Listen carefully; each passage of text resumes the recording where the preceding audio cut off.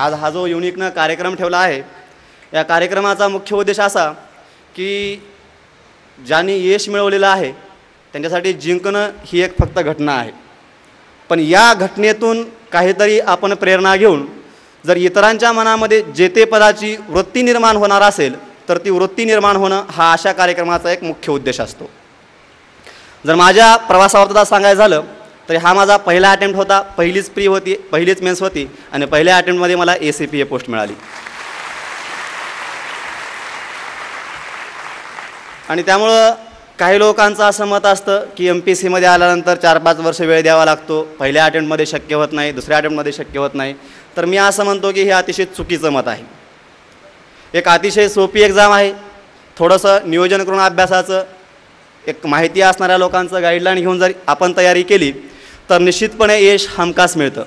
आता पहिल्या अटेम्प्टला पोस्ट मिळाली म्हणजे मी काय असं फार अशा कॉन्व्हेंट स्कूलमधून अगदी 10वीलाच हे ध्येय ठरलं होतं, तिथपासून तयारी करून आलो अशातला भाग नाही. एक लातूर जिल्ह्यामध्ये म्हणजे जाधव सरांचा जिल्हा, त्या जिल्ह्यामध्ये एक छोटंसं गाव आहे अहमदपूर तालुक्यामध्ये बेलूर, 1012 लोकसंख्या असावी गावाची. त्या गावातल्या प्राथमिक शाळेमध्ये माझं शिक्षण झालं 7वीपर्यंत. अगदी 7वीपर्यंत शाळेत जाण्याचा उद्देश जर विचारायचा झाला तर घरी कुणी बसू देत नाही म्हणून शाळेत जायचं, कारण घरी बसलं की मार भेटायचा म्हणून शाळेत जाऊन दिवसभर बसायचं. आणि 7वी पास होऊन 10वीपर्यंत गावातच शिक्षण घेतलं. 11वी-12वी सायन्समध्ये 84% घेऊन उत्तीर्ण झालो, पण त्यावेळेस वाटायचं की डॉक्टर व्हावं कुठंतरी मनामध्ये.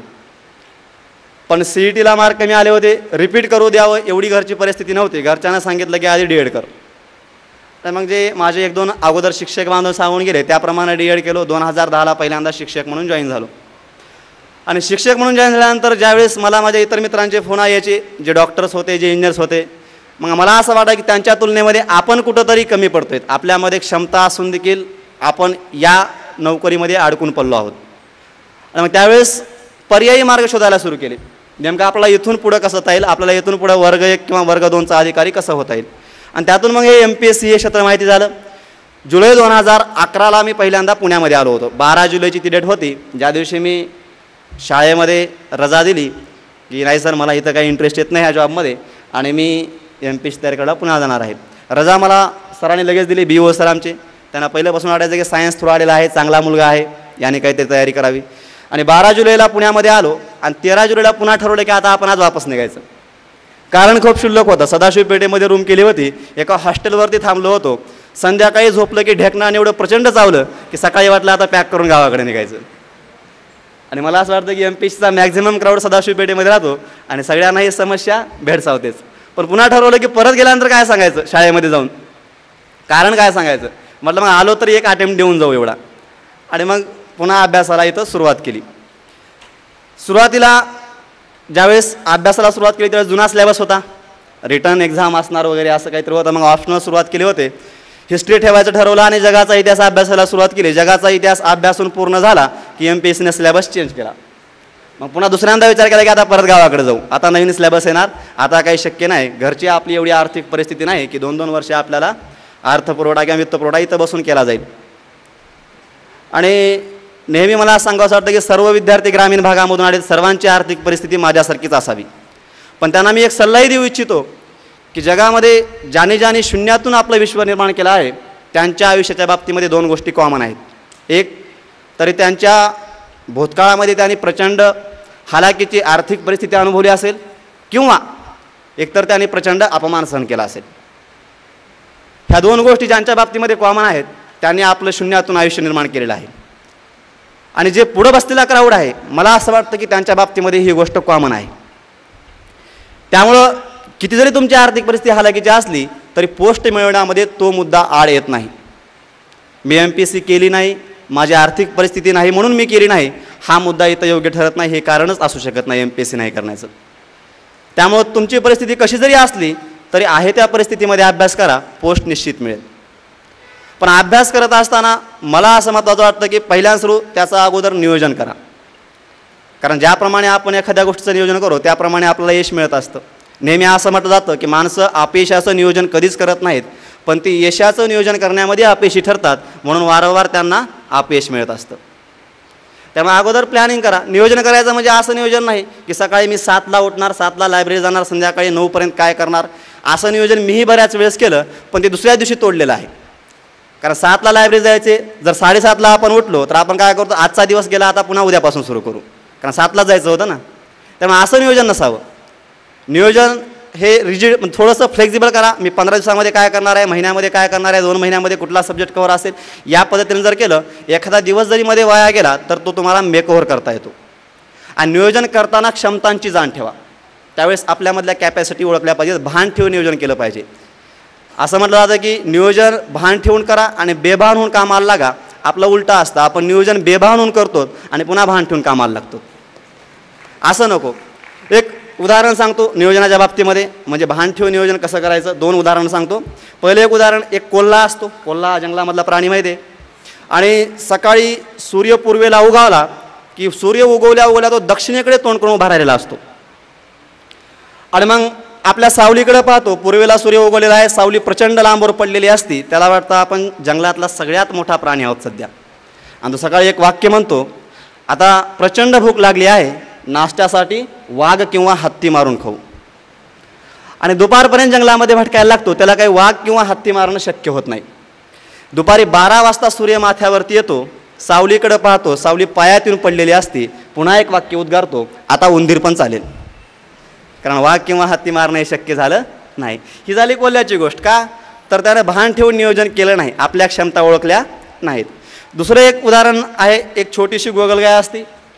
सफरचंदाचा एक वृक्ष असतो, ऋतू हाच पावसाळ्याच्या आसपासचा. त्या झाडाला पानं देखील नसतात, वर फळ तर सोडाच.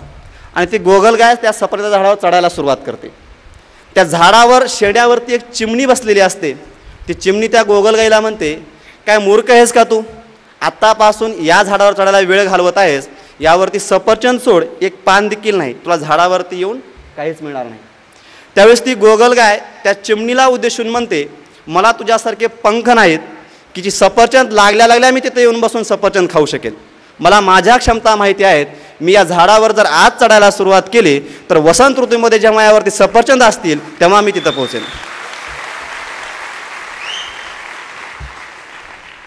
मग ज्यावेळेस आपण अभ्यासाचं नियोजन करतो त्यावेळेस मला हाच मुद्दा महत्त्वाचा वाटतो की आपल्यामध्ये ज्या क्षमता आहेत, आपल्यामध्ये ज्या कॅपॅसिटी आहेत त्या ओळखून याचं नियोजन करा.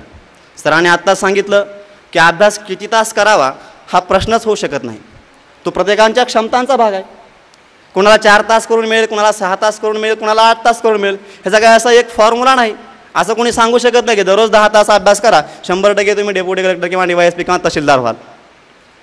कारण असं नाहीच आहे ना. प्रत्येकाची ती काय आहे, वैयक्तिक बाब आहे. कुणाला 4 तास करून मिळेल, कुणाला 6 तास करून मिळेल. त्यामुळे तो प्रश्नही कुणाला विचारू नका आणि तो गोष्ट मनावर बिंबवू नका की एवढा तास अभ्यास केल्यानंतरच MPSC शक्य होते. एक मात्र गोष्ट नक्की, तुम्ही दिवसभर जे काही करता ते फक्त MPSC साठीच करा, MPSC संबंधितच करा, अदर कुठलीही गोष्ट करू नका. जर असं केलात तर 100% तुम्हाला यश मिळेल. आणि सर्वात महत्त्वाचा बाब की अभ्यास सर्वजण करतात, कारण MPSC मेन्स देणाऱ्या प्रत्येक विद्यार्थी हा तिथं अभ्यास करूनच आलेला असतो. तरी देखील मेन्समधून काही लोकांना पोस्ट मिळते, काही लोकांना मिळत नाही. तर यामध्ये महत्त्वाचा मुद्दा असा मला वाटतो की पेपरच्या त्या 2 तासामध्ये तुम्ही जे काही दिलं आहे ते अतिशय मॅटर करतं.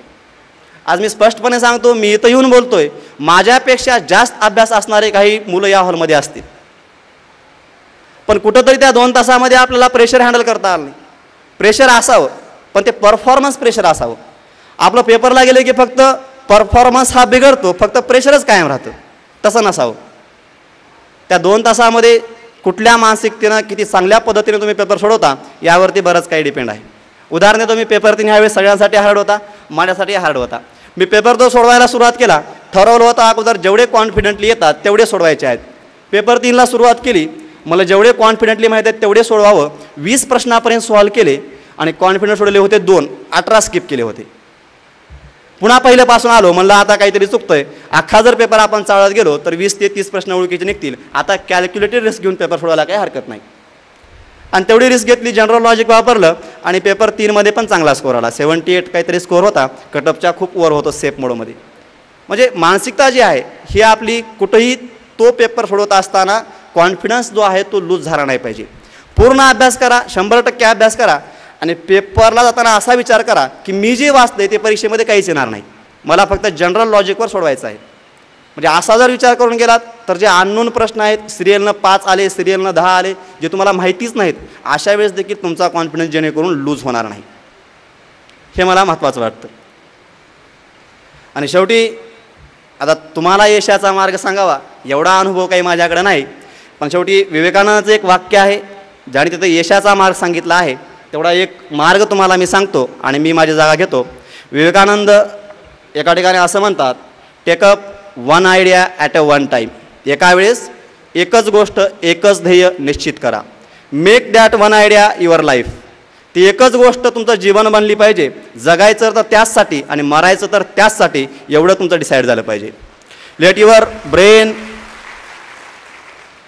Brain, nerves, muscles and every part of your body full of that idea, that is way to success. हाच यशाचा मार्ग असेल. तुमचा मेंदू असेल, तुमच्या चेतापेशी असतील, तुमच्या मसल्स असतील, तुमच्या शरीराचा प्रत्येक भाग त्या एकाच ध्येयानं प्रेरित झाला पाहिजे. जर असं घडलं तर यश 100% मिळतं. आणि सर्वात शेवटी युनिक अकॅडमीनं मला इंटरव्ह्यूच्या बाबतीमध्ये अतिशय मोलाचं मार्गदर्शन केलं. स्पष्ट एक उल्लेख सांगायचा झाला तर भालेकर सरांनी माझा इंटरव्ह्यू घेतला होता आणि हॉबी मी क्रिकेट टाकली होती, कारण इतर काही माहिती नव्हतं. मला माहिती असलेलं टाकावं, काही माहिती नसलेलं टाकण्यापेक्षा. आणि भालेकर सरांनी मला प्रश्न विचारला होता, चायनामॅन बॉलर म्हणजे काय, आणि तोच प्रश्न मला आयोगामध्ये विचारला. इथं मला ते उत्तर सांगता आलं नव्हतं. मी ते नेटवरून सर्च करून वाचून घेतलं, तिथं मला अतिशय चांगल्या पद्धतीने सांगता आलं. त्यामुळं मी युनिक अकॅडमीचे आभार मानतो. एवढ्या सर्व मान्यवरांच्या पंक्तीमध्ये मला बोलण्याची संधी दिली त्याबद्दल त्यांचे आभार मानतो. आणि जे अधिकारी म्हणून नियुक्त झालेत त्यांचे एकदा अभिनंदन करतो. आणि तुम्हा सर्वांसाठी अधिकारी तुम्ही व्हावं यासाठी शुभेच्छा देतो. आणि मी माझी जागा घेतो. जय हिंद, जय महाराष्ट्र.